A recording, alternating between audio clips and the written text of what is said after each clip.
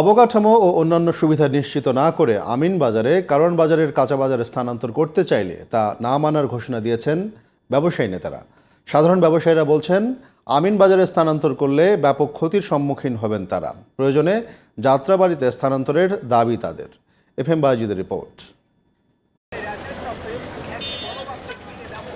ঢাকার মাঝখানে অবস্থিত কারণ বাজারে পণ্য পরিবহন করতে গিয়ে যানজট সৃষ্টি এবং স্থাপনাগুলো বেশি ঝুঁকিপূর্ণ হওয়ায় স্থানান্তরের প্রক্রিয়া ছিল অনেক আগে থেকেই।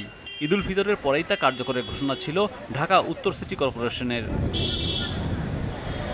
ব্যবসাবান্ধব পরিবেশ নিশ্চিত না করে আমিন বাজারে গেলে ক্ষতির মুখে পড়বেন বলে জানান ব্যবসায়ীরা।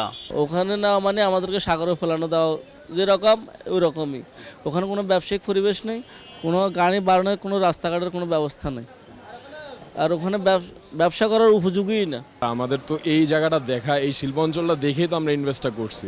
যদি আমাদেরকে এখান থেকে সরাই দেয়, আমাদের টাকাটা টোটালি মাইর।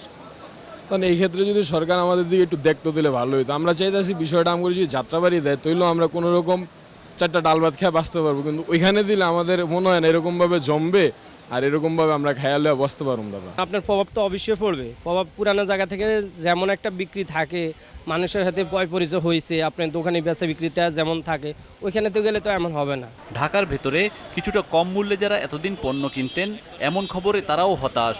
এখান থেকে আমিন বাজার গিয়ে বাজার করে নিয়ে যাওয়া আসা এটা অনেকটা কষ্টের ব্যাপার, খরচের ব্যাপার। আর এখানে যে ঢাকা শহরে যে জ্যামজট, এই জ্যামজট করে যদি ওইখান থেকে যাওয়া আসা করতে চাই সেক্ষেত্রে অনেক সময় পার হয়ে যায়। আমরা যারা বাসা ভাড়া নিয়ে থাকি এমনি কিন্তু ভাড়া অনেক বেশি, কারণ বাজার জন্য মোটামুটি একটু পোষায় যায়।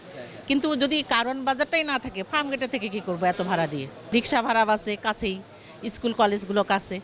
তো যদি কারণ বাজার চলে যায় তখন কি হবে আমি চিন্তা করতেছি যে হয়তো এখান থেকে সরে যাইতে হবে অন্য কোথাও। এদিকে সিটি কর্পোরেশন ও ব্যবসায়ী নেতাদের সমন্বয়ে ব্যবসাবন্ধ পরিবেশ তৈরির পরেই স্থানান্তর প্রক্রিয়া চালানোর আহ্বান জানান ব্যবসায়ী নেতারা। ব্যবসায়ীদের দাবি দেওয়া গেলে হাইট করা হচ্ছে।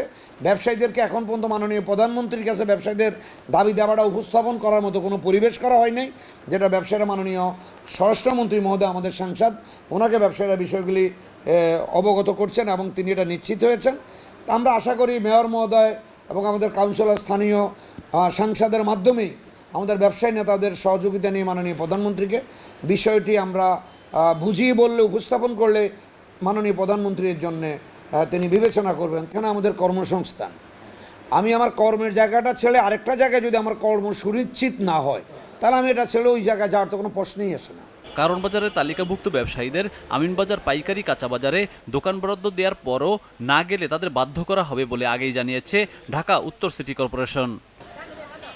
FM Bayezid, GTV news, Dhaka.